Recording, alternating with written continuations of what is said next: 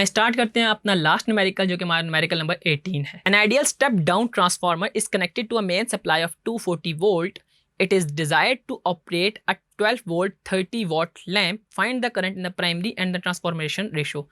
आपने primary current को find करना है और ट्रांसफार्मर रेशो को भी फाइंड आउट करना है।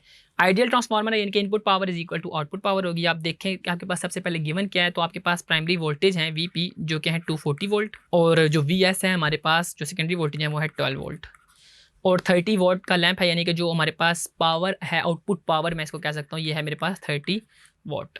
आपने इसमें फाइंड आउट क्या करना है, आपने इसमें आई पी को फाइंड आउट करना है और इसके अंदर ट्रांसफार्मर रेशो जो कि हमारे पास NS/NP होती है। ठीक है जी, ये दो चीज़ें इसमें आपने फाइंड आउट करनी थी। अब आपने एक चीज़ में देखनी है कि आइडियल ट्रांसफार्मर है यानी कि input power is equal to मेरे पास आउटपुट पावर, और जो हमारे पास इसमें आउटपुट पावर है वो मेरे पास 3 वॉट है। अब अगर मैं इसमें देखूँ तो जो इनपुट पावर है मैं इसको VPIP लिख सकता हूँ, VPIP, और आउटपुट पावर को मैं PO ही कह रहा हूँगा।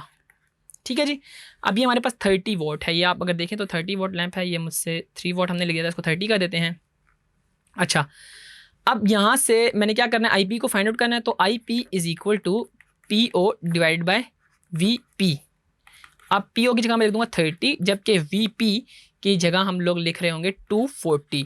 जब मैं 30 को 240 से डिवाइड करता हूँ, 30 को 240 से डिवाइड करता हूँ तो मेरे पास आंसर आता है 0.125 एम्पेयर्स, यानी कि जो मेरे पास IP निकला है IP is equal to 0.125 Ampere's.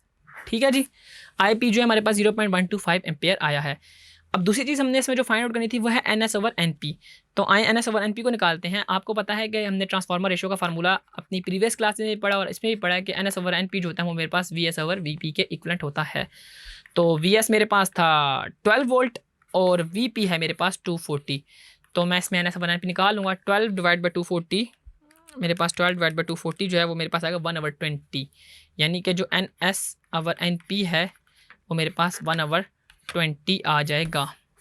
तो यूँ आपने देखा कि कैसे हमारे पास एक ट्रांसफार्मर का सिंपल सा क्वेश्चन था जिसमें हमारे पास इसका प्राइमरी और सेकेंडरी वोल्टेजेस गिवन थे, जिसके ज़रिए हमने सबसे पहले प्राइमरी करंट फाइंड आउट किया और प्राइमरी करंट फाइंड आउट करने के बाद हमने इसमें ट्रांसफार्मर रेशो को फाइंड आउट किया। आई होप आपको ये न्यूमेरिकल समझ आया होगा, और इसी के साथ हमारे इस चैप्टर के तमाम न्यूमेरिकल्स कंप्लीट होते हैं।